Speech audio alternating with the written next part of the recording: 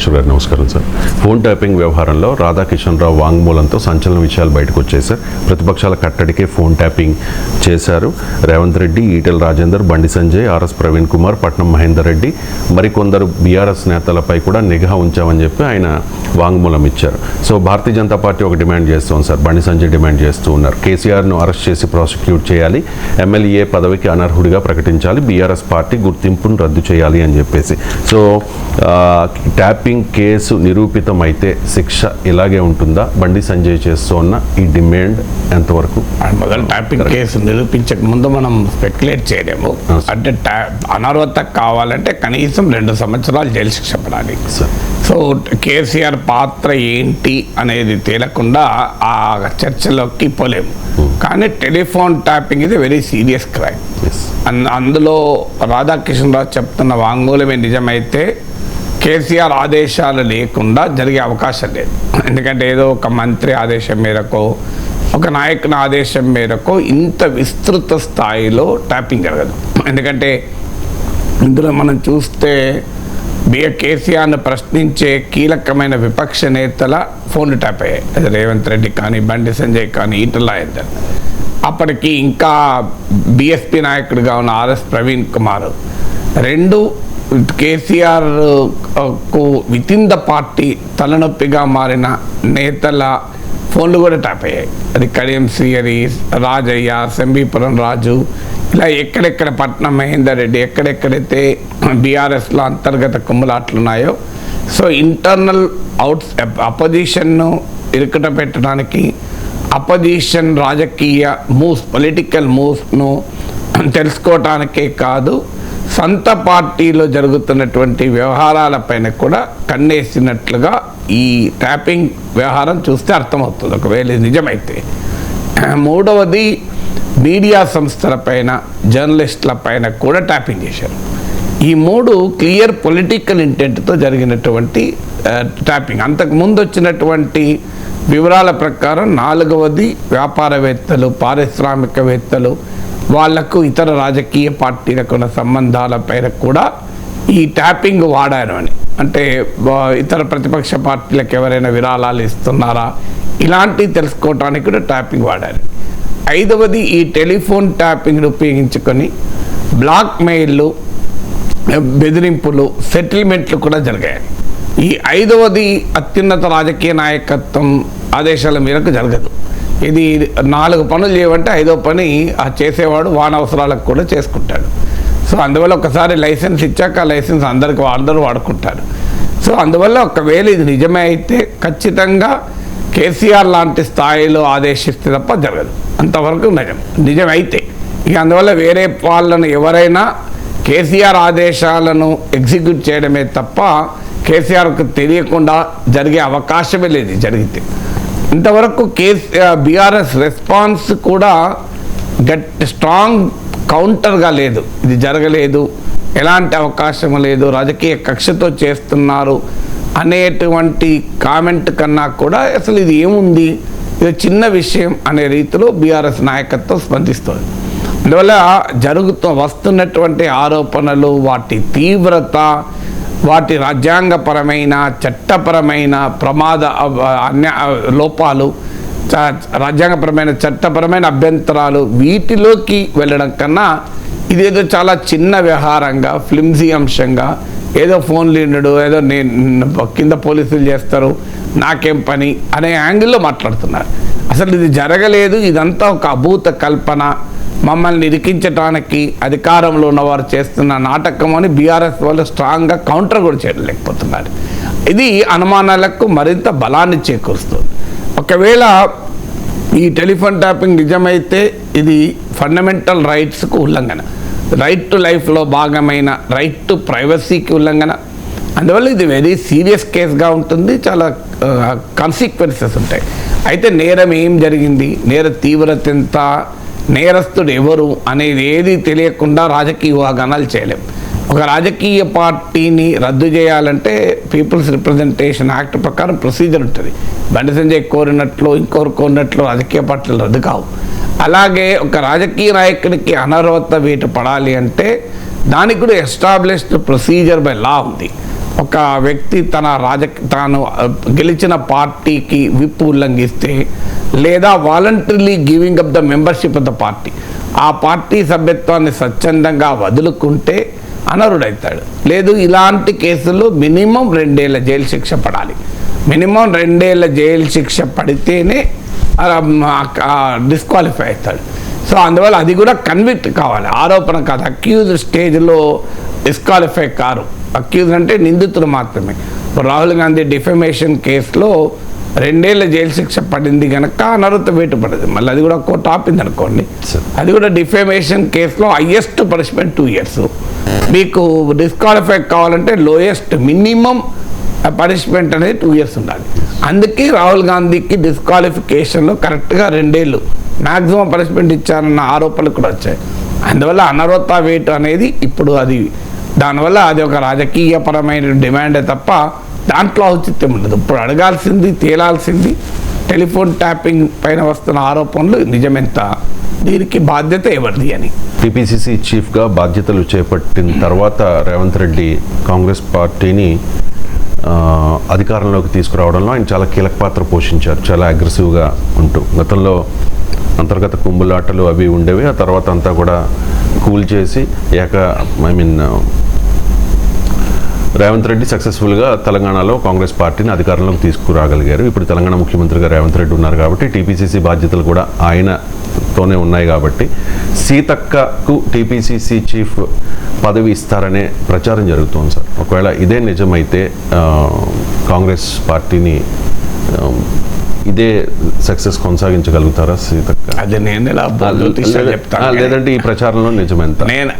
నిజమెంత అనేది తేలుతుంది. Fundamental point ఏంటంటే ప్రచారంలో నిజమెంత అన్నది క్వశ్చన్ కాదు, సక్సెస్ అవుతా అన్న క్వశ్చన్ కాదు, ఇవన్నీ ఊహాగానాలు కాదు.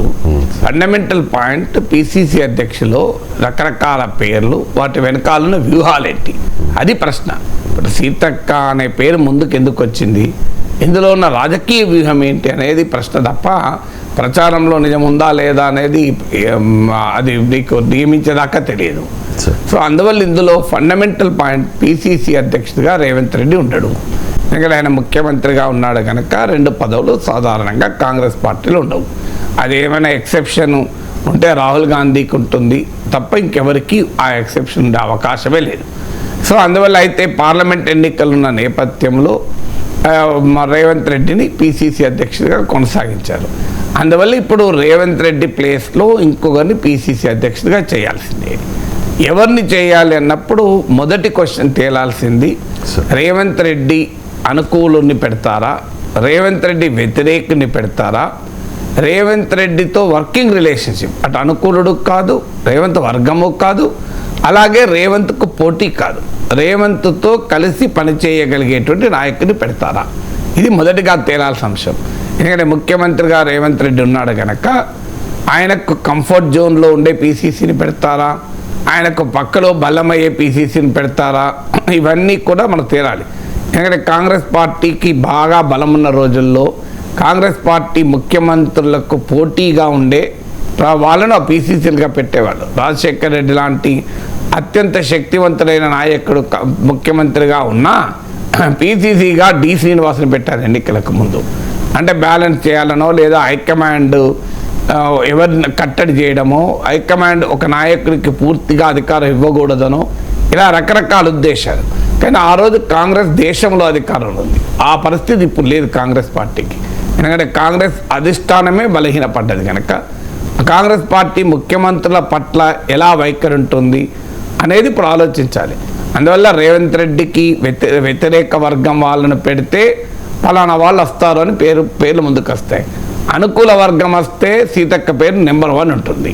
ఎందుకంటే అందరికీ తెలుసు సీతక్క రేవంత్ రెడ్డితో పాటు తెలుగుదేశం నుంచి కాంగ్రెస్కి వచ్చారు. రేవంత్ రెడ్డికి బలమైన సమర్థకురాలు. అందువల్ల రేవంత్ రెడ్డి ఒకే ఫుల్ హ్యాండ్ ఉండి అనుకూల వర్గంలో నుంచే పిసిసి పెట్టాలి అని అనుకుంటే I think the first priority goes to Seethakka. ఇది తేలాలి అంటే పార్లమెంట్ ఎన్నికలు తేలాలి. ఎందుకంటే పార్లమెంట్ ఎన్నికల్లో కనుక రేవంత్ రెడ్డి మంచి విజయాన్ని సాధిస్తే 12 సీట్లు 13, 14 సీట్లు తెచ్చుకున్నారనుకోండి, 100% రేవంత్ రెడ్డి చెప్పిన వ్యక్తే పిసిసి అవుతారు.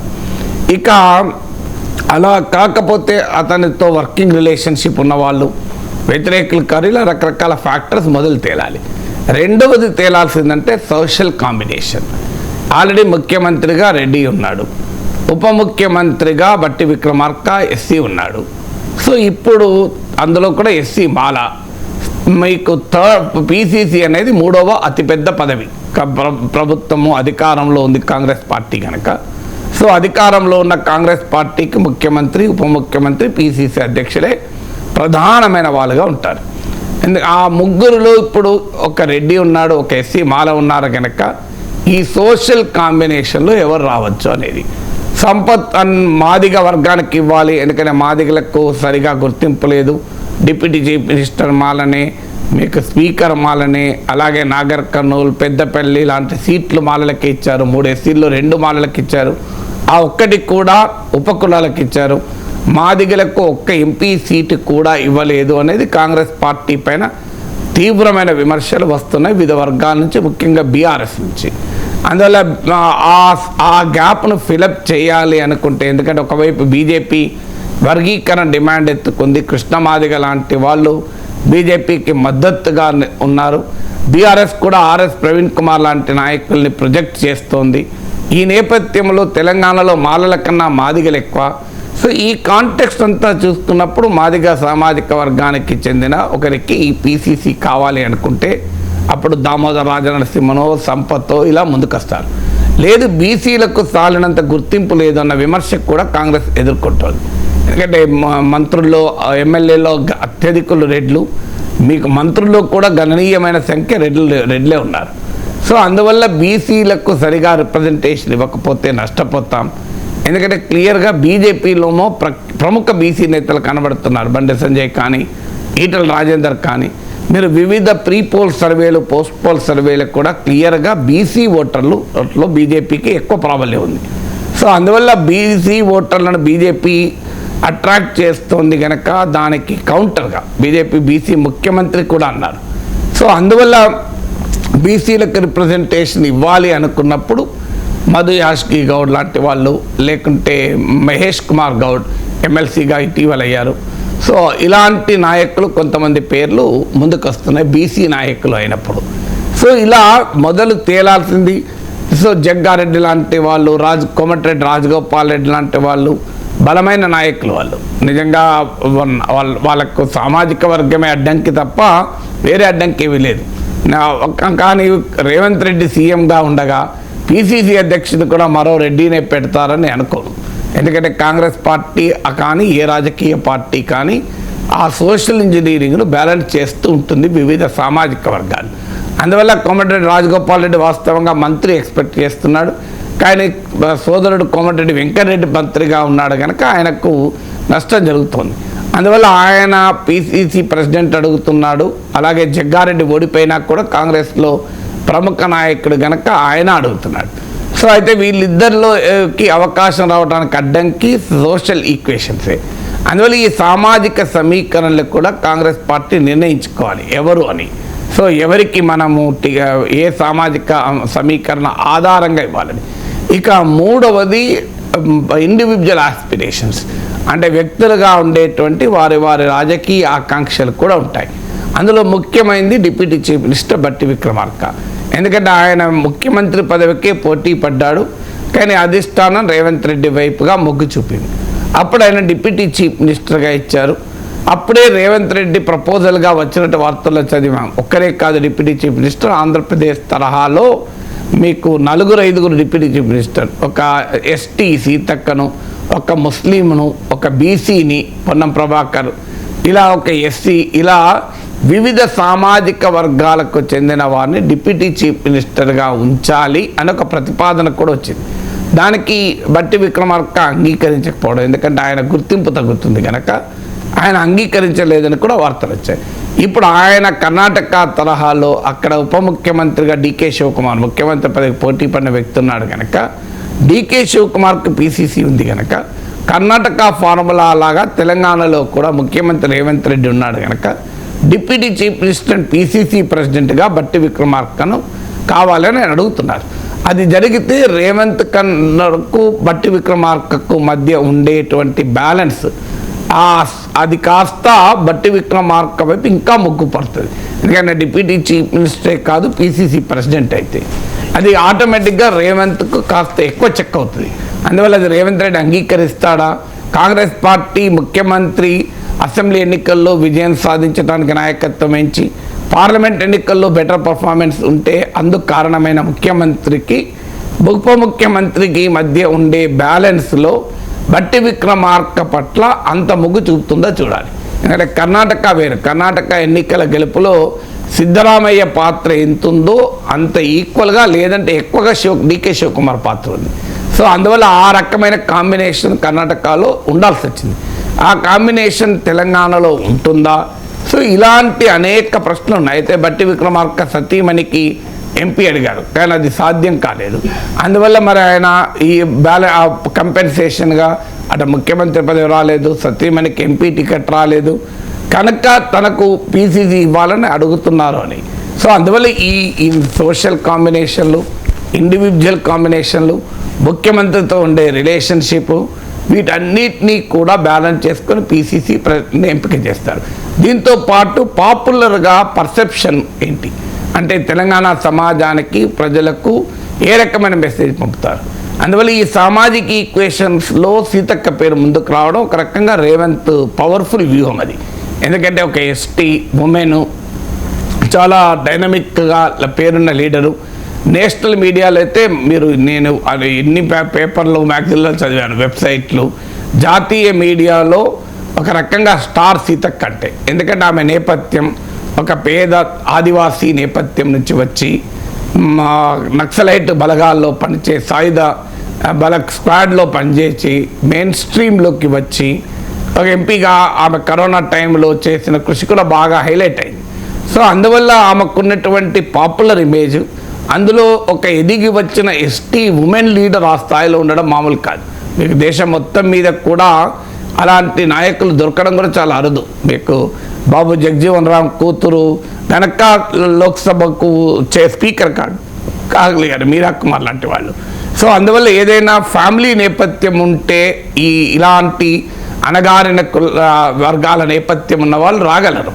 అందువల్ల ఒక ఆదివాసీ మహిళ ఆ స్థాయికి రావడం అనేది మామూలు విషయం కాదు. కనుక అది జాతీయ స్థాయిలో కూడా ఒక పవర్ఫుల్ సంకేతాన్ని పంపడానికి కాంగ్రెస్కు ఉపయోగపడే అవకాశం ఉంది. కనుక కూడా సీతక్కకు ఉండే అడ్వాంటేజ్ అది. అందువల్ల రేవంత్ రెడ్డితో ఉండే పొలిటికల్ ఈక్వేషన్ కన్నా కూడా ఆమెకు ఉండేటువంటి అడ్వాంటేజ్ ఎస్టీ ఉమెన్ అని. ఎందుకంటే సామాజిక కాంబినేషన్లు చూసినా ఇప్పుడు నేను చెప్పిన రెండు అంశాల్లో రెండు కలుస్తాయి.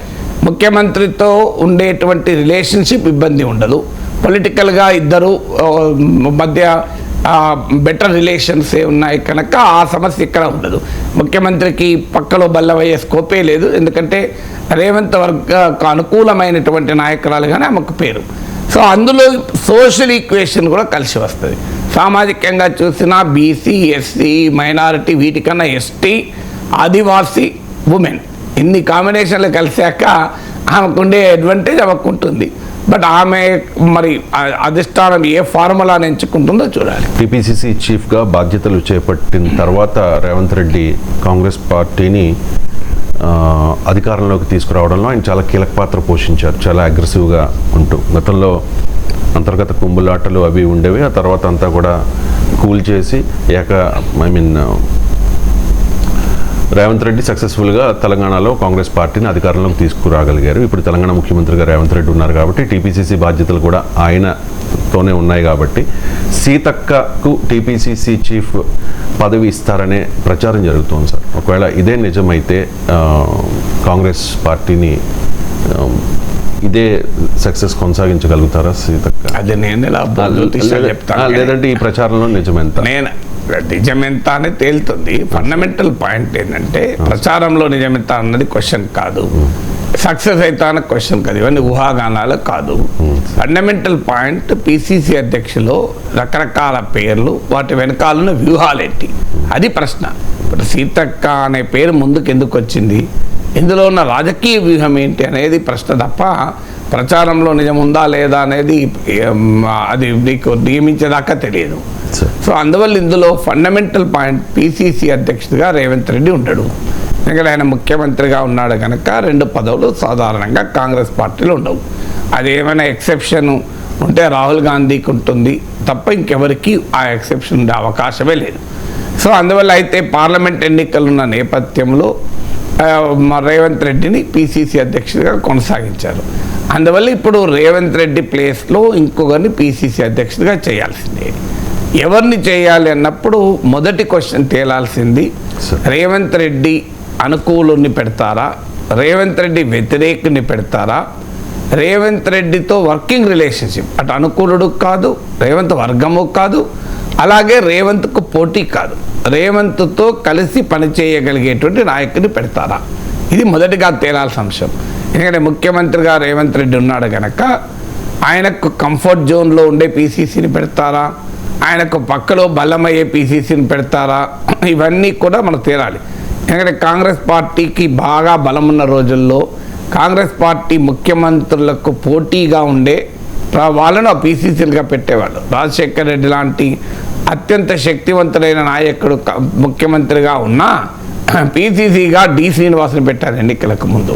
అంటే బ్యాలెన్స్ చేయాలనో లేదా హైకమాండ్ ఎవరిని కట్టడి చేయడమో, హైకమాండ్ ఒక నాయకుడికి పూర్తిగా అధికారం ఇవ్వకూడదనో, ఇలా రకరకాల ఉద్దేశాలు.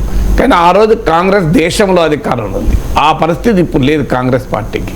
ఎందుకంటే కాంగ్రెస్ అధిష్టానమే బలహీనపడ్డది కనుక కాంగ్రెస్ పార్టీ ముఖ్యమంత్రుల పట్ల ఎలా వైఖరి ఉంటుంది అనేది ఇప్పుడు ఆలోచించాలి. అందువల్ల రేవంత్ రెడ్డికి వ్యతిరేక వర్గం వాళ్ళను పెడితే ఫలానా వాళ్ళు వస్తారు అని పేర్లు ముందుకు వస్తాయి. అనుకూల వర్గం వస్తే సీతక్క పేరు నెంబర్ 1 ఉంటుంది. ఎందుకంటే అందరికీ తెలుసు సీతక్క రేవంత్ రెడ్డితో పాటు తెలుగుదేశం నుంచి కాంగ్రెస్కి వచ్చారు. రేవంత్ రెడ్డికి బలమైన సమర్థకురాలు. అందువల్ల రేవంత్ రెడ్డి ఒకే ఫుల్ హ్యాండ్ ఉండి అనుకూల వర్గంలో నుంచే పిసిసి పెట్టాలి అని అనుకుంటే I think the first priority goes to Seethakka. ఇది తేలాలి అంటే పార్లమెంట్ ఎన్నికలు తేలాలి. ఎందుకంటే పార్లమెంట్ ఎన్నికల్లో కనుక రేవంత్ రెడ్డి మంచి విజయాన్ని సాధిస్తే 12 సీట్లు 13-14 సీట్లు తెచ్చుకున్నారనుకోండి, 100% రేవంత్ రెడ్డి చెప్పిన వ్యక్తే పిసిసి అవుతారు. ఇక అలా కాకపోతే అతనితో వర్కింగ్ రిలేషన్షిప్ ఉన్నవాళ్ళు, వ్యతిరేకులు కాదు, ఇలా రకరకాల ఫ్యాక్టర్స్ మొదలు తేలాలి. రెండవది తేలాల్సిందంటే సోషల్ కాంబినేషన్. ఆల్రెడీ ముఖ్యమంత్రిగా రెడ్డి ఉన్నాడు, ఉప ముఖ్యమంత్రిగా బట్టి విక్రమార్క ఎస్సీ ఉన్నాడు. సో ఇప్పుడు అందులో కూడా ఎస్సీ మాల. మీకు పిసిసి అనేది 3వ అతిపెద్ద పదవి. ప్రభుత్వము అధికారంలో ఉంది కాంగ్రెస్ పార్టీ కనుక. సో అధికారంలో ఉన్న కాంగ్రెస్ పార్టీకి ముఖ్యమంత్రి, ఉప ముఖ్యమంత్రి, పిసిసి అధ్యక్షులే ప్రధానమైన వాళ్ళుగా ఉంటారు. ఆ ముగ్గురులో ఇప్పుడు ఒక రెడ్డి ఉన్నాడు, ఒక ఎస్సీ మాల ఉన్నారు కనుక ఈ సోషల్ కాంబినేషన్లో ఎవరు రావచ్చు అనేది. సంపత్ మాదిగ వర్గానికి ఇవ్వాలి, ఎందుకంటే మాదిగలకు సరిగా గుర్తింపు లేదు. డిప్యూటీ చీఫ్ మినిస్టర్ మాలనే, మీకు స్పీకర్ మాలనే, అలాగే నాగర్ కర్నూలు, పెద్దపల్లి లాంటి సీట్లు మాలలకి ఇచ్చారు. 3 ఎస్సీల్లో 2 మాలలకు ఇచ్చారు. ఆ ఒక్కటి కూడా ఉపకులాలకు ఇచ్చారు.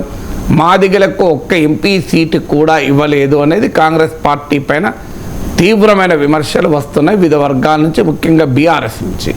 అందువల్ల ఆ గ్యాప్ను ఫిలప్ చేయాలి అనుకుంటే, ఎందుకంటే ఒకవైపు బీజేపీ వర్గీకరణ డిమాండ్ ఎత్తుకుంది, కృష్ణమాదిగ లాంటి వాళ్ళు బీజేపీకి మద్దతుగా ఉన్నారు. బీఆర్ఎస్ కూడా ఆర్ఎస్ ప్రవీణ్ కుమార్ లాంటి నాయకుల్ని ప్రొజెక్ట్ చేస్తోంది. ఈ నేపథ్యంలో తెలంగాణలో మాలల కన్నా మాదిగలు ఎక్కువ. సో ఈ కాంటెక్స్ట్ అంతా చూస్తున్నప్పుడు మాదిగ సామాజిక వర్గానికి చెందిన ఒకరికి ఈ పిసిసి కావాలి అనుకుంటే అప్పుడు దామోదర రాజనరసింహనో సంపత్తో ఇలా ముందుకొస్తారు. లేదు బీసీలకు సాలినంత గుర్తింపు లేదన్న విమర్శకు కూడా కాంగ్రెస్ ఎదుర్కొంటుంది. ఎందుకంటే మంత్రుల్లో ఎమ్మెల్యేలో అత్యధికులు రెడ్లు, మీకు మంత్రుల్లో కూడా గణనీయమైన సంఖ్య రెడ్లే ఉన్నారు. సో అందువల్ల బీసీలకు సరిగా రిప్రజెంటేషన్ ఇవ్వకపోతే నష్టపోతాం. ఎందుకంటే క్లియర్గా బీజేపీలోనో ప్రముఖ బీసీ నేతలు కనబడుతున్నారు. బండి సంజయ్ కానీ, ఈటల రాజేందర్ కానీ. మీరు వివిధ ప్రీ పోల్ సర్వేలు, పోస్ట్ పోల్ సర్వేలకు కూడా క్లియర్గా బీసీ ఓటర్లో బీజేపీకి ఎక్కువ ప్రాబల్యం ఉంది. సో అందువల్ల బీసీ ఓటర్లను బీజేపీ అట్రాక్ట్ చేస్తోంది కనుక దానికి కౌంటర్గా బీజేపీ బీసీ ముఖ్యమంత్రి కూడా అన్నారు. సో అందువల్ల బీసీలకు రిప్రజెంటేషన్ ఇవ్వాలి అనుకున్నప్పుడు మధు యాష్కి గౌడ్ లాంటి వాళ్ళు, లేకుంటే మహేష్ కుమార్ గౌడ్ ఎమ్మెల్సీగా ఇటీవల అయ్యారు. సో ఇలాంటి నాయకులు కొంతమంది పేర్లు ముందుకు వస్తున్నాయి బీసీ నాయకులు అయినప్పుడు. సో ఇలా మొదలు తేలాల్సింది. సో జగ్గారెడ్డి లాంటి వాళ్ళు, కోమటిరెడ్డి రాజగోపాల్ రెడ్డి లాంటి వాళ్ళు బలమైన నాయకులు. వాళ్ళు నిజంగా వాళ్ళకు సామాజిక వర్గమే అడ్డంకి తప్ప వేరే అడ్డంకి ఏమీ లేదు.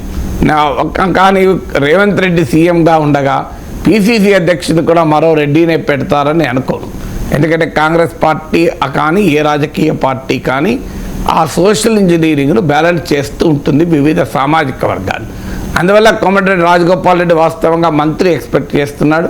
కానీ సోదరుడు కోమటిరెడ్డి వెంకటరెడ్డి మంత్రిగా ఉన్నాడు కనుక ఆయనకు నష్టం జరుగుతోంది. అందువల్ల ఆయన పిసిసి ప్రెసిడెంట్ అడుగుతున్నాడు. అలాగే జగ్గారెడ్డి ఓడిపోయినా కూడా కాంగ్రెస్లో ప్రముఖ నాయకుడు కనుక ఆయన అడుగుతున్నాడు.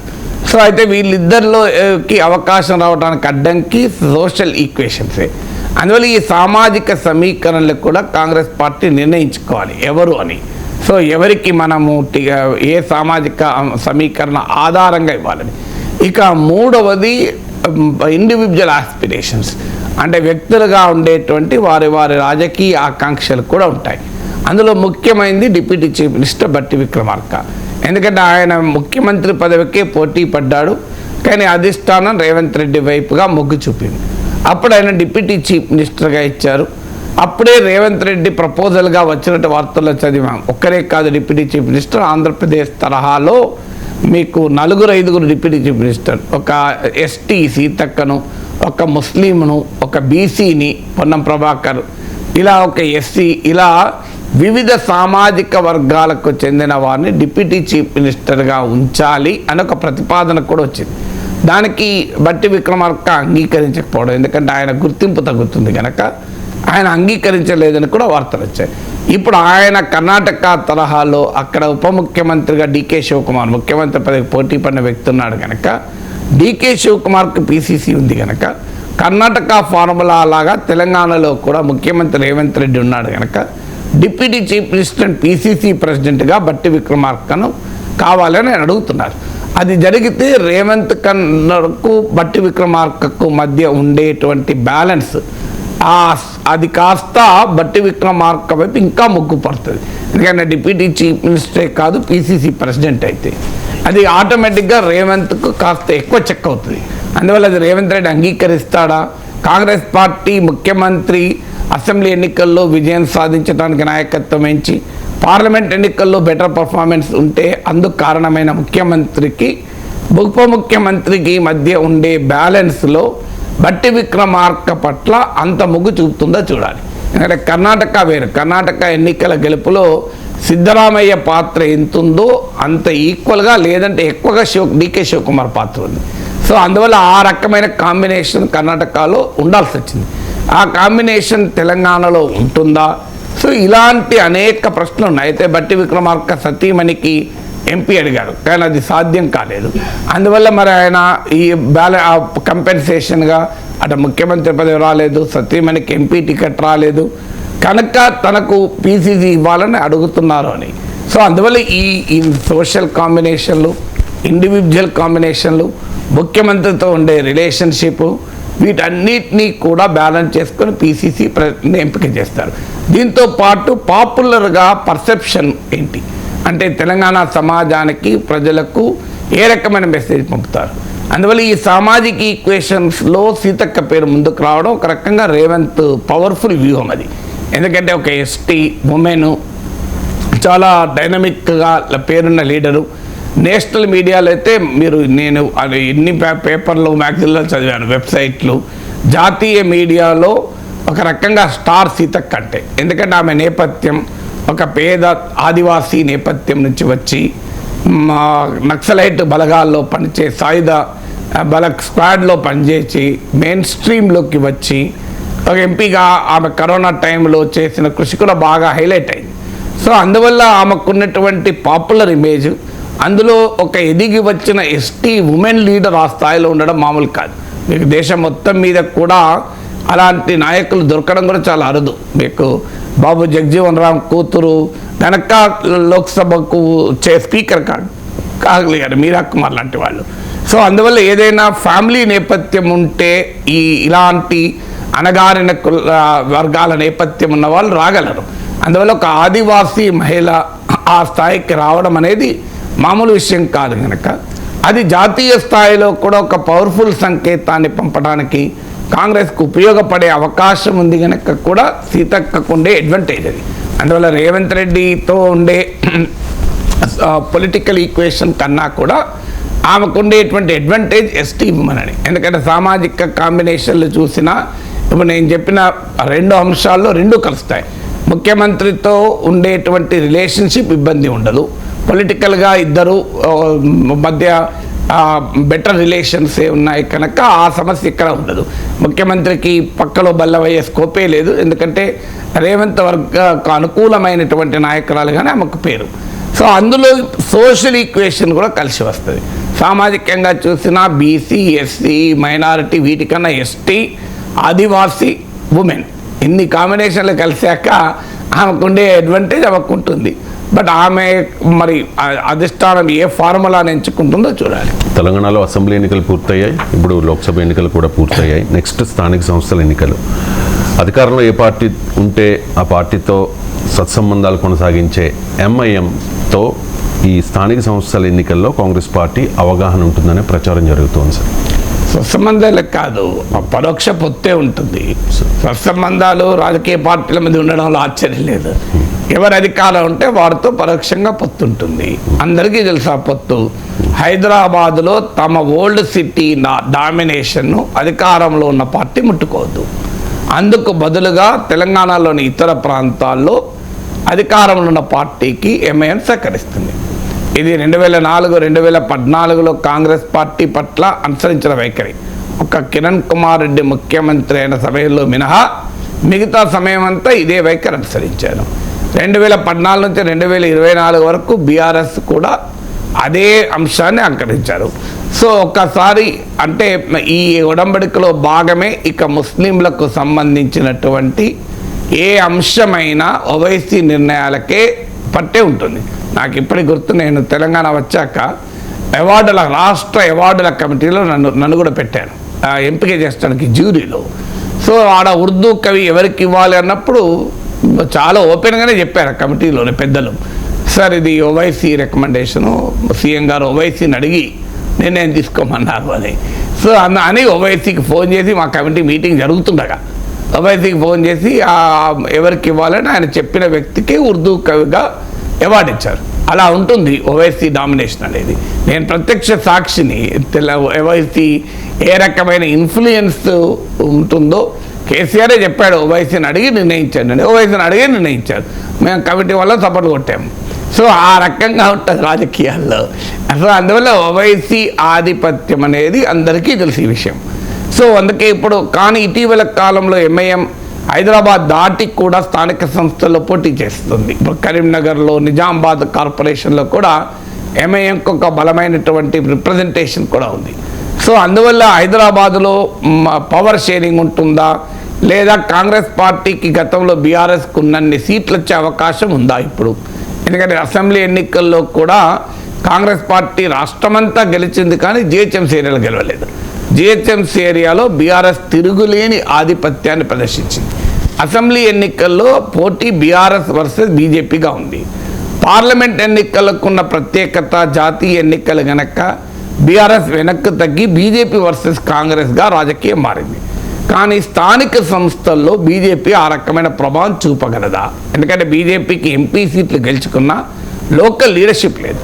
అందుకే ఎంపీలుగానే అందరూ బయట వాళ్ళు, ఎక్సెప్ట్ కిషన్ రెడ్డి, బండి సంజయ్ మినహా వివిధ సందర్భాల్లో బీజేపీలో చేరిన వారే బీజేపీకి ఎంపీ అభ్యర్థులు. Home grown RSS cadre BJP అభ్యర్థులుగా ఉన్నది 17 స్థానాల్లో కేవలం 2 సీట్లు. సికింద్రాబాద్లో కిషన్ రెడ్డి, కరీంనగర్లో బండి సంజయ్. అలాంటి పరిస్థితులు ఉన్న బీజేపీకి ఎంపీ సీట్లు గెలుచుకున్న స్థానిక సంస్థలకు వచ్చే వరకు బీజేపీకి బలహీనంగా ఉండే అవకాశమే ఎక్కువ, అన్లెస్ బీఆర్ఎస్ నుంచి పెద్ద సంఖ్యలో నాయకుల్ని లాక్కుంటే తప్ప. సో సో అందువల్ల లోకల్ బాడీస్కి వచ్చే వరకు కాంగ్రెస్ వర్సెస్ బీఆర్ఎస్ ఉండే అవకాశం ఉంది కనుక బీఆర్ఎస్ పైన ఆధిపత్యం కావాలి. అది వివిధ జిల్లాల్లో కాంగ్రెస్కు ఎంఐఎం సపోర్ట్ కీలకం. ముఖ్యంగా హైదరాబాద్ నగరంలో బీఆర్ఎస్ వర్సెస్ బీజేపీగా ఉండే రాజకీయాన్ని ఛేదించి కాంగ్రెస్ పార్టీకి జిహెచ్ఎంసీ పరిధిలో కూడా రాజకీయ ఉనికి రావాలి కనుక ఎంఐఎంతో స్నేహం చేయాలన్నది కాంగ్రెస్ ఆలోచన. దాంతోపాటు అసెంబ్లీలో కూడా 65 సీట్లు ఇప్పుడు సిపిఐతో కలిపి కాంగ్రెస్కి 65 సీట్ల మద్దతు ఉంది. 7 ఎంఐఎం మద్దతులు కూడా ఉంటే 72 పోతుంది. బీఆర్ఎస్కు చెందిన 3 ఎమ్మెల్యేలు కూడా ఇటువైపు వచ్చారు. సో ఆ 3తో కలిపితే 75కు చేరుకుంటుంది. 75 ఫిగర్ ఉన్నప్పుడు కాంగ్రెస్ పార్టీని దెబ్బతీయడము, కాంగ్రెస్ ప్రభుత్వాన్ని అస్థిరపరచడం అనేది డిఫికల్ట్ అవుతుంది. సో అందువల్ల రాష్ట్ర ప్రభుత్వ స్టెబిలిటీకి, స్థానిక ఎన్నికల్లో కలిసి రావటానికి, హైదరాబాదులో రాజకీయ ఉనికి నిలుపుకోవటానికి ఈ 3 కారణాల రీత్యా కాంగ్రెస్ ఎంఐఎం వైపు చూస్తోంది. అందువల్ల మోస్ట్ ప్రాబబ్లీ కాంగ్రెస్కు ఎంఐఎంకు మధ్య ఈ పరోక్ష అలయన్స్ కుదరవచ్చు. ఎందుకంటే ఇటీవల పార్లమెంట్ ఎన్నికల్లో కూడా ఎంఐఎం చాలా క్లియర్గా బీజేపీని ఓడించే శక్తి కాంగ్రెస్కు ఉంది కనుక కాంగ్రెస్ కోటేనని క్లియర్గా చెప్పారు. అసెంబ్లీ ఎన్నికల్లో బీఆర్ఎస్ కోటేనని అన్నారు. ఓవైసీ కాంగ్రెస్ పైనే ప్రధానమైన అటాక్ పెట్టాడు. అందులో రేవంత్ రెడ్డి పైన ఇంకా ఎక్కువ అటాక్ పెట్టాడు. రాహుల్ గాంధీ పైన అటాక్ పెట్టారు. ఆర్ఎస్ఎస్ నేపథ్యం ఉంది అని రేవంత్ రెడ్డిని టార్గెట్ చేశారు. ఒక రకంగా బీఆర్ఎస్ స్పోక్స్ పర్సన్ లాగా ఓవైసీ వ్యవహరించాడు. కానీ రాజకీయాలు ఎట్లా ఆశ్చర్యకరంగా ఉంటాయంటే నిన్న తిట్టుకుంటారు, ఇవాళ కలుస్తుంటారు రాజకీయాల్లో. సో అలా ఓవైసీ ఎన్నికలైన మరుక్షణమే ఎంఐఎం వైఖరి మారింది, కాంగ్రెస్ వైఖరి మారింది. ఇద్దరు కూడా మ్యారేజ్ ఆఫ్ కన్వీనియన్స్ అంటారు పాలిటిక్స్లో. సో అవసరానికి కలిసిపోతున్నారు. సో గతంలో బీఆర్ఎస్ చేసింది, ఇప్పుడు కాంగ్రెస్ చేస్తుంది. ఇది రాజకీయం. అందుకని హైదరాబాద్ కంచుకోటలోకి ప్రవేశించి ఎంఐఎం ఆధిపత్యాన్ని చెక్ పెట్టాలనే యొక్క ప్రయత్నం అధికార పార్టీ ఎప్పుడూ చేయలేదు. అదే తెలంగాణ రాజకీయాల్లో బీజేపీ పెరుగుదలకు కూడా కారణం. అందుకే మీరు బీజేపీ నాయకులు అమిత్ షా అని, యోగి ఆదిత్యనాథ్ అని ఎంఐఎంతో ఉన్నటువంటి బంధాన్ని చూపే బీజేపీ పెరుగుతోంది. అందువల్ల సెక్యులర్ పార్టీస్గా చెప్పుకునే కాంగ్రెస్, బీఆర్ఎస్లు ముస్లిం మతత్వ రాజకీయాలను వెనకేసుకొచ్చుకొని హిందూ మతవాదాన్ని చెప్పే బీజేపీ మతత్వ పార్టీ అంటారు. ఆ బలహీనత భారతీయ జనతా పార్టీ పెరుగుదలకు కారణమవుతుంది. కానీ తాత్కాలికమైన, స్వల్పకాలికమైన షార్ట్ టర్మ్ బెనిఫిట్స్ కొరకు లాంగ్ టర్మ్లో ఉండే ఎంఐఎం ప్రమాదాన్ని అధికారంలో ఉండే సెక్యులర్ పార్టీలు గుర్తించలేకపోతున్నాయి. ఇప్పుడు ఎంఐఎం రాష్ట్రంలోనే కాదు, ఇంకొక డైమెన్షన్ కూడా ఏంటంటే దేశంలోనే కాంగ్రెస్ పార్టీని దెబ్బతీసే, నాన్ బీజేపీ సెక్యులర్ పార్టీస్ని దెబ్బతీసే వైఖరి ఎంఐఎం తీసుకుంటోంది. పరోక్షంగా మోడీకి అనుకూలంగా వ్యవహరిస్తున్న విమర్శలు కూడా ఉన్నాయి. యూపీ, బీహార్ ఇక్కడంతా. అలాంటి పరిస్థితుల్లో మరి జాతీయ రాజకీయాల్లో కాంగ్రెస్కు నష్టం కలిగిస్తూ, ఇండియా కూటమికి నష్టం కలిగిస్తూ, రాష్ట్ర రాజకీయాల్లో కాంగ్రెస్కు లాభం కలిగించే వైఖరి ఎంఐఎం తీసుకుంటోంది. ఈ డ్యూయల్ స్టాండర్డ్స్తో కాంగ్రెస్ కంఫర్టబుల్ ఉంటుందా, లేదా రాష్ట్రంలో కాంగ్రెస్కు ఫ్రీ హ్యాండ్ ఇచ్చే అధిష్టానం ఎంఐఎంను జాతీయ స్థాయిలో ఎండగడుతుందా, ఇవన్నీ మనం చూడాలి. వరంగల్, ఖమ్మం, నల్గొండ పట్టభద్రుల ఎమ్మెల్సీ ఉప ఎన్నిక పోలింగ్ పూర్తయింది. 72.37% పోలింగ్ నమోదైంది సార్. అంటే ఇది ఉప ఎన్నిక. గతంలో ఎమ్మెల్సీ ఎన్నికల్ని అంత ప్రతిష్టాత్మకంగా తీసుకునేవారు కాదు. అందులోనూ ఇది ఉప ఎన్నిక. ఎందుకు ఇంత రాజకీయ ప్రాధాన్యం ఏర్పడింది సార్? అన్ని పార్టీలు కూడా చాలా సీరియస్గా తీసుకునే పరిస్థితి. మీరన్న నిజమే, ఇది ఉప ఎన్నిక. గెలిచిన వారు కూడా 3 ఏళ్ళే ఉంటారు, 27 వరకే. అసెంబ్లీ ఎన్నికలు, పార్లమెంట్ ఎన్నికలు జరిగిన నేపథ్యంలో జరిగితే అసలు దీనికి పెద్ద ఎవరు పట్టించుకోకూడదు. ఎందుకు పట్టించుకుంటున్నారంటే 3 పార్టీలకు రీజన్స్ ఉన్నాయి. కాంగ్రెస్ పార్టీ అసెంబ్లీ ఎన్నికల్లో గెలిచింది. పార్లమెంట్ ఎన్నికల్లో కూడా మోస్ట్ ప్రాబబ్లీ టాప్ పర్ఫార్మింగ్ పార్టీగా ఉంటుంది, లేదంటే బీజేపీతో ఈక్వల్ పర్ఫార్మింగ్ పార్టీగానే ఉంటుంది. అందువల్ల శాసన మండలి ఎన్నికలంటే ఇది 3 ఉమ్మడి జిల్లాల ఖమ్మం, నల్గొండ, వరంగల్. నాకు గుర్తున్నది వరకు 31, 32 ఎమ్మెల్యేస్, కాంగ్రెస్ ఎమ్మెల్యేస్ ఉన్న ప్రాంతం ఇది. కాంగ్రెస్ ఎమ్మెల్యేసే. బహుశా ఇంత బలమైనటువంటి పెద్ద ప్రాంతం హార్ట్ ఆఫ్ తెలంగాణ కనుక ఇక్కడ గ్రాడ్యుయేట్సే కావచ్చు. కానీ ఆ ఎన్నిక రాజకీయ పార్టీలకు ప్రతి ఎన్నిక పరీక్ష అవుతుంది, ప్రతి ఎన్నిక అగ్ని పరీక్ష అవుతుంది, ప్రతి ఎన్నిక ఒక రకమైన పబ్లిక్ పర్సెప్షన్ బిల్డ్ చేస్తానికి ఒక ప్రాతిపదిక అవుతుంది. అందువల్ల అసెంబ్లీ ఎన్నికల్లో గెలిచి, పార్లమెంట్ ఎన్నికల్లో గట్టి పోటీ ఎదుర్కొని నిలిచి, శాసన మండలి ఎన్నికల్లో గెలవకపోతే కాంగ్రెస్ దెబ్బతింటోంది, కాంగ్రెస్ పట్ల అసంతృప్తి మొదలైంది అన్న పొలిటికల్ నరేటివ్ను ప్రతిపక్షాలు ముందుకు వేస్తాయి. అందువల్ల కాంగ్రెస్ పార్టీకి అది కూడా అత్యంత బలమైన ఖమ్మం, నల్గొండ జిల్లాలో ఉన్న ప్రాంతం. ఎందుకంటే మీకు తెలంగాణ రాష్ట్రంలో కాంగ్రెస్ పార్టీకి తిరుగులేని బలం ఉన్నటువంటి జిల్లాలు ఖమ్మం, నల్గొండ. ఖమ్మం నుంచి మంత్రులుగా తీసుకున్న ఈ నియోజకవర్గంలో 7 మంత్రులు ఉన్నారు. అందులో ఏమీ లేని మంత్రులు ఉత్తమ్ కుమార్ రెడ్డి, కోమటిరెడ్డి వెంకటరెడ్డి, పొంగులేటి శ్రీనివాసరెడ్డి, బట్టి విక్రమార్క ఉప ముఖ్యమంత్రి, తుమ్మల నాగేశ్వరరావు, సీతక్క, ఇలా 7 మంత్రులు ఉన్నారు, కొండా సురేఖ, ఇలా 7 మినిస్టర్స్ ఉన్నటువంటి ప్రాంతం. అంటే మంత్రివర్గంలో 12 మంది ఉంటే 7 ఇక్కడే ఉన్నారు. కాంగ్రెస్కి 64 మంది ఎమ్మెల్యే ఉంటే సగం మంది 65 సిపిఐతో కలుపుకొని, అందువల్ల సిపిఐతో కలుపుకొని 30 to 33 ఎమ్మెల్యే, 50% ఆఫ్ అధికార పార్టీ ఎమ్మెల్యేలు ఇక్కడ ఉన్నారు. అందులో ఇక్కడ గెలవకపోతే ఇంకెక్కడ గెలుస్తారు అనే క్వశ్చన్ కాంగ్రెస్ పార్టీకి వస్తుంది. అందులో కాంగ్రెస్ పార్టీ గత ఎన్నికల్లో 2nd పొజిషన్లో ఇండిపెండెంట్గా ఉన్న తీర్మానం మల్లాను అభ్యర్థిగా ఎంచుకుంది. అందువల్ల ఏ రకంగా చూసినా కాంగ్రెస్ పార్టీ బహుశా ఈ పార్లమెంట్ ఎన్నికల్లో కూడా ఇక్కడున్న లోక్సభ సీట్లన్నీ స్వీప్ చేయవచ్చు. నాకున్న ఇన్ఫర్మేషన్ ప్రకారం ఖమ్మం, మహబూబాద్, వరంగల్, నల్గొండ, భువనగిరి ఈ 5 సీట్లు కాంగ్రెస్ గెలుచుకునే అవకాశం ఉంది. మీరు మామూలు మెజార్టీతో కూడా గెలవరు. మీరు చూడండి, అలాంటి తిరుగులేని రాజకీయ ఆధిపత్యం ఉన్న ప్రాంతం ఇది. ఇలాంటి ప్రాంతంలో లాస్ట్ టైం ఇండిపెండెంట్గా పోటీ చేసి బీఆర్ఎస్ అభ్యర్థి అయిన పల్లా రాజేశ్వర రెడ్డిపై 2nd పొజిషన్ నుండి కోదండరామ్ సార్ కన్నా, కాంగ్రెస్ కన్నా, బీజేపీ కన్నా కూడా బెటర్ ఓటింగ్ తెచ్చుకున్న అభ్యర్థి పెట్టి ఈ ఎన్నిక గెలవకపోతే కాంగ్రెస్ పరిస్థితి ఏంటి అనేది క్వశ్చన్. అందువల్ల ఇది ఒక పెద్ద సవాల్గా కాంగ్రెస్కు రాబోతుంది. అందువల్ల ఏ రకంగా చూసినా కాంగ్రెస్ గెలవాలి. సో కాంగ్రెస్కి అన్ని అనుకూల అంశాలు ఉన్నాయి. ఈవెన్ వామపక్షాలకు కూడా బలమున్న ప్రాంతం ఖమ్మం, నల్గొండ. వామపక్ష పార్టీలు సిపిఐ, సిపిఎం కూడా మల్లన్నకే కాంగ్రెస్ అభ్యర్థికి మద్దతు ఇచ్చాయి. ఇక మరి ఎందుకు ఓడిపోవాలి కాంగ్రెస్, ఓడిపోతే ఏంటి అనేది ఒక క్వశ్చన్. అది రిజల్ట్ తర్వాత మనం మాట్లాడుకుందాం. మన ఏ రకంగా చూసినా కాంగ్రెస్ పార్టీ ఈ సీటు గెలుచుకోవడానికి సానుకూల అంశాలే ఉన్నాయి. అందువల్ల ఫలితం ఎలా వస్తుందో అప్పుడు విశ్లేషిద్దాం. ఇక రెండవది బీఆర్ఎస్కి ఇది లైఫ్ అండ్ డెత్ క్వశ్చన్. ఎందుకంటే అసెంబ్లీ ఎన్నికల్లో దెబ్బతిన్నారు. లోక్సభ ఎన్నికల్లో ఒక మెదక్ సీటు మినహా ఇంకా ఎక్కడా బీఆర్ఎస్ గ్యారంటీగా వచ్చే అవకాశం ఉందని ఎవరూ చెప్పడం లేదు. అఫ్కోర్స్ బీఆర్ఎస్ నాయకులు సికింద్రాబాద్లో మేము గట్టి పోటీ ఇస్తాం, అక్కడ పోటీ ఇస్తాం, ఇక్కడ పోటీ ఇస్తామని చెప్తున్నారు. కానీ స్వతంత్రంగా విశ్లేషించే వారెవరు బీఆర్ఎస్కు అవకాశం ఉన్న ఒక్క సీటుగా మెదక్ ఇస్తున్నారు. సో అందువల్ల 0 or 1 లోక్సభలో వచ్చే అవకాశం ఉంది. ఆ రిజల్ట్ 4వ తారీఖు వస్తుంది. 5వ తారీఖు కౌంటింగ్ ఎమ్మెల్సీ ఎన్నికలు అవుతుంది. లేట్ 5th నాడు లేట్ ఈవినింగ్కో లేక 6th నాటికో క్లారిటీ వస్తుంది. ఒకవేళ ఈ ఎన్నికల్లో బీఆర్ఎస్ కనుక గెలిస్తే అసెంబ్లీ ఎన్నికల్లో దెబ్బ తగిలి, పార్లమెంట్ ఎన్నికల్లో దెబ్బ తగిలిన తర్వాత బీఆర్ఎస్ అయిపోయింది, ఇక బీఆర్ఎస్ పని అయిపోయింది, బీఆర్ఎస్ ఓటింగ్ అంతా బీజేపీకి పోయింది, బీఆర్ఎస్ నాయకులు కాంగ్రెస్కు పోతారు, 25 మంది ఎమ్మెల్యేలు కాంగ్రెస్లో చేరుతారని కాంగ్రెస్ నాయకులు చెప్పడం కాదు, బీజేపీ నాయకులు కిషన్ రెడ్డి చెప్తున్నాడు. ఇదంతా జరిగినాక పార్టీ బలంగా ఉంది, ఇప్పటికీ కూడా ప్రజల మద్దతును తిరిగి చూరగొనేటువంటి శక్తి పార్టీకి ఉంది అనే ఒక బలమైన రాజకీయ సంకేతం పంపించడానికి బీఆర్ఎస్కి ఇది కీలకం.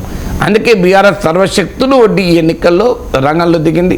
కేటీఆర్ స్వయాన ప్రతి నియోజకవర్గాన్ని వెళ్ళారు. ఇక్కడ నాకు తెలిసినంత వరకు ఎవ్రీ సెగ్మెంట్ వెళ్ళారు, దాదాపు ప్రతి అసెంబ్లీ సెగ్మెంట్లో మాట్లాడారు. సో అంత ఎఫర్ట్ పెట్టడానికి ఇది వారికి చాలా చాలా కీలకం. అంటే ప్రజల పర్సెప్షన్, పబ్లిక్ పర్సెప్షన్ మార్చడానికి బీఆర్ఎస్ విషయంలో ఈ ఎన్నిక చాలా కీలకం. అందువల్ల నేను ఇంతకుముందు చెప్పినట్లు కాంగ్రెస్ పట్ల అన్ని రకాల సానుకూల అంశాలు ఉండగా బీఆర్ఎస్ కనుక గెలిచింది అనుకోండి, ఇది మామూలు ఇంపాక్ట్ ఉండదు కదా. ఇక మూడవది బీజేపీ ఏంటంటే తెలంగాణలో మేమే నెంబర్ 2, ప్రత్యామ్నాయం కాంగ్రెస్కు మేమే అని గతంలో బీఆర్ఎస్కు ప్రత్యామ్నాయం మేమే అని చెప్పి దుబ్బాక, హుజూరాబాద్, జిహెచ్ఎంసీ ఎన్నికల ద్వారా దాన్ని బలపరుచుకొని తర్వాత సెల్ఫ్ గోల్లు వేసుకొని కాంగ్రెస్ పార్టీకి అధికారం ఇచ్చేసిండ్రు బీజేపీ. ఇప్పుడు మళ్ళీ బీజేపీ మళ్ళీ వాదన ఏంటంటే కాంగ్రెస్కు మేమే ప్రత్యామ్నాయం, బీఆర్ఎస్ కాదు. 2028లో అధికారంలో వచ్చేది మేమే అని బీజేపీ మొదలు పెడుతోంది. పార్లమెంట్ ఎన్నికల్లో బెటర్ పర్ఫార్మెన్స్ చూపుతుందనేది అందరి అంచనా. నెంబర్ ఆఫ్ ఓట్లు గ్యారంటీగా పెరుగుతాయి. అయితే నెంబర్ 2 పొజిషన్లో బీఆర్ఎస్ ఉంటుందా, బీజేపీ ఉంటుందా ఓటింగ్లో చూడాలి. సీట్ల విషయంలో మాత్రం ఖచ్చితంగా బీఆర్ఎస్ కన్నా ఎక్కువ సీట్లు బీజేపీకి వస్తాయి, అందులో అనుమానం లేదు. అసలు కాంగ్రెస్తో సమానంగా వస్తాయా, కాంగ్రెస్ కన్నా ఎక్కువ వస్తాయని చర్చ జరుగుతోంది. పార్లమెంట్ ఎన్నికల్లో ఇంత ఆధిపత్యాన్ని ప్రదర్శించిన తర్వాత అసెంబ్లీ ఎన్నికల్లో తన ఓటింగ్ను డబుల్ చేసుకొని సీట్లను 1 నుంచి 8కి పెంచుకున్న తర్వాత శాసనమండలి ఎన్నికల్లో గెలవకపోతే బీజేపీ ఇక ఈ సెకండ్ అనే వాతావరణం గతంలో దుబ్బాక హుజురాబాద్ అప్పుడు చెప్పుకున్నట్టే ఉంటుంది. బీజేపీకి ఇది పార్లమెంట్ ఎన్నికల జాతీయ రాజకీయాల ప్రభావంతో వచ్చిన ఊపే తప్ప రాష్ట్రంలో బీజేపీకి అంత సీన్ లేదు అన్న నెరేటివ్ పోతుంది. ఆ నెరేటివ్ పోకుండా ఉండాలంటే బీజేపీ గెలుచుకోవాలి. అందువల్ల 3 పార్టీలకు కూడా రాజకీయపరమైనటువంటి కారణాల రీత్యా ఇది ప్రతిష్టాత్మకంగా మారింది. దేశవ్యాప్తంగా ఎన్డీఏ 400కు పైగా స్థానాల్లో విజయం సాధిస్తుంది అనేది భారతీయ జనతా పార్టీ నాయకుల మాట. అమిత్ షా, మోదీ కూడా ఇదే మాట పదే చెప్తూ ఉన్నారు. దీనికి కౌంటర్గా అధిక సీట్లలో మీరు గెలవాలంటే పాకిస్తాన్లో కూడా వెళ్ళి పోటీ చేయండి.